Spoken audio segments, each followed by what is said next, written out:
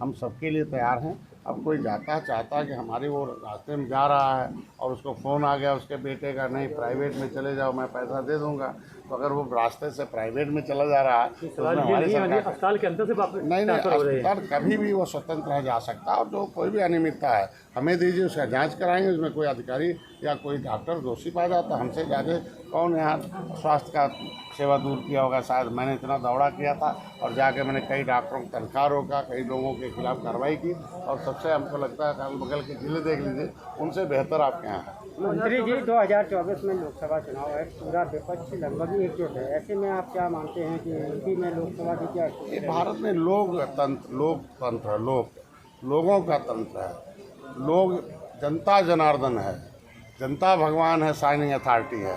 अब जनता को पहले मूर्ख बना के लोग सत्ता में जाते थे, अब हम लोग उन्हें शुद्ध जानकारी दे के सत्ता में आ रहे हैं, हमने क्या किया है उसके लिए आ रहे हैं। विपक्ष एक दूसरे दल मिल रहे हैं, दिल थोड़ी मिल रहा है।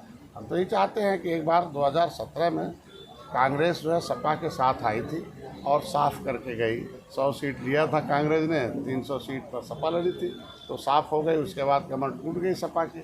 मैं चाहता हूँ एक बार और बचा खुचा है, सपा जो है कांग्रेस का साथ ले ले, जो बचा खुचा है वो भी उत्तर प्रदेश से खत्म। भारतीय जनता पार्टी की सरकार चुनाव में सत्ता बंद पड़ी, उस पर क्या कहेंगे, क्या क्या कारण रहे, क्या कमी रही? देखिए पहले भी मैं हारा था 2022 में भी, पहले भी वो उन्हीं के पास थे, फिर भी उन्हीं के पास है।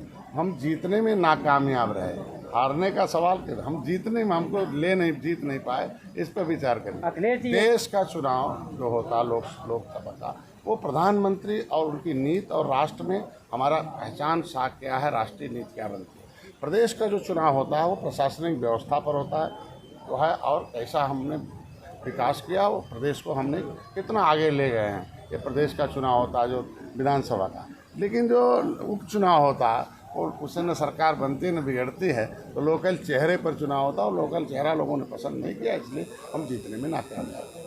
अखिलेश जी कह रहे हैं कि उनका पीडीए का फार्मूला यहाँ पर सफल रहा, जो लोकसभा में भी ऐसा है। मैं आपके माध्यम से मैं धन्यवाद देना चाहता हूँ, माननीय अखिलेश जी बड़े नेता हैं, मुख्यमंत्री रहे, एक राष्ट्रीय अध्यक्ष हैं। वो पहले अकेले लड़े थे 2022 में, तब जीते थे।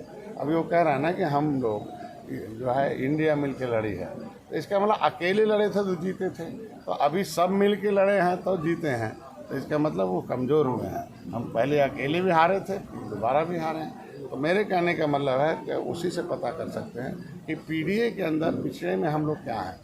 ये पूछा जाना चाहिए समाजवादी पार्टी से कि निषाद पिछड़े हैं कि अनुसूचित हैं, वो किसके साथ था। 16%, 18% निषाद जब साथ थे तो सत्ता में थे, तो लेकिन जब साथ में पता चला कि इन्होंने गालमेल कर दिया, हमें पिछड़े से निकाल के अनुसूचित में डाल दिया, अनुसूचित में स्टे लगा दिया, जो उनके पास पावर नहीं था, बहन जी ने स्टे ले लिया, तो ये 18% निषाद कहाँ है, पिछड़े में है कि अनुसूचित में है, ये तो उनसे पूछ लिया करिए एक बार जो है ये। और जो सड़क पर देश को आज़ाद कराए हैं, 193 जाते हैं उत्तर प्रदेश में निवास करते हैं, पाइपलाइन में है, पॉलीथीन में है, रोड पर है, वो उनका ठेला है, देखिए खाना बदौल जिंदगी, उसमें राणा प्रताप का चिन्ह लिखा हुआ है।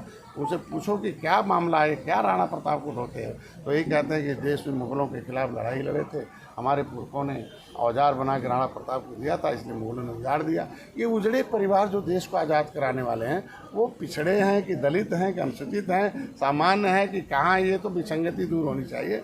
ये कम से कम पीडीए का अगर पीछे है तो आज के दिन में पिछड़ा हमें मानते हैं तो हम मोदी के साथ हैं, अनुसूचित मानते हैं तो हम मोदी जी के साथ हैं, पिछड़ा अगर मानते हैं तो मौर्य जी मोदी के साथ है, भाई हम आज सचान जी मोदी के साथ हैं।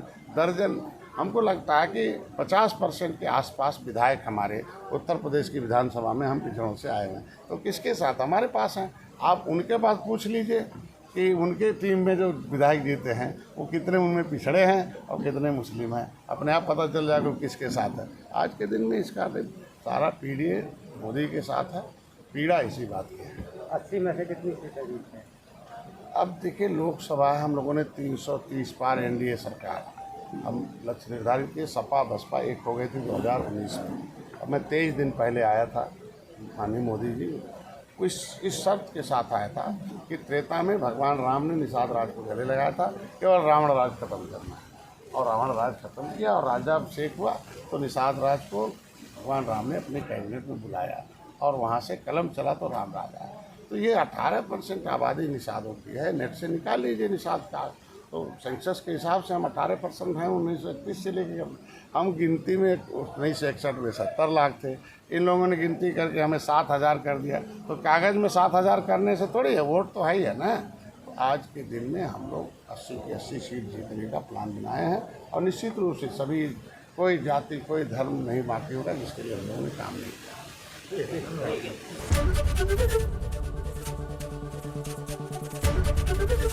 एबीपी गंगा, खबर आपकी, जुबान आपकी।